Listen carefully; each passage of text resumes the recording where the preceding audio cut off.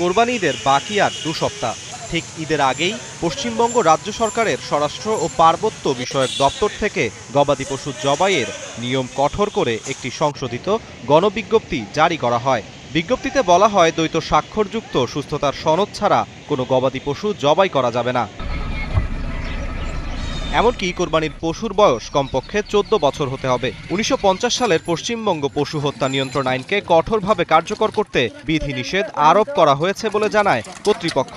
14 বছরের বয়স হলেও যদি সেটা সুস্থ থাকে, প্রোডাক্টিভিটি যদি থাকে, যে দুধ দিচ্ছে, এরকম যদি বিষয় যদি থাকে, তাহলে তাকে কোরবানি দেওয়া যাবে না। নির্দেশ অমান্য করলে কঠোর শাস্তির বিধান রাখা হয়েছে। দোষী প্রমাণিত হলে সর্বোচ্চ 6 মাসের কারাদণ্ড হতে পারে।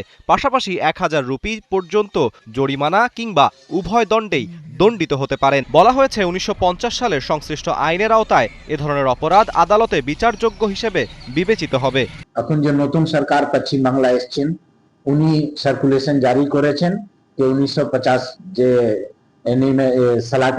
স্লাটিং কানুন আছে তাকে লাগু করতে হবে আর ওভাবেই চলবে। এদিকে রাজ্য সরকারের কড়াকড়িতে চরম হতাশায় কোরবানি ঈদে বিনিয়োগকারী খামারিরা। অনেকে ঋণ নিয়ে ব্যবসায় নেমে পড়েছেন বিপাকে।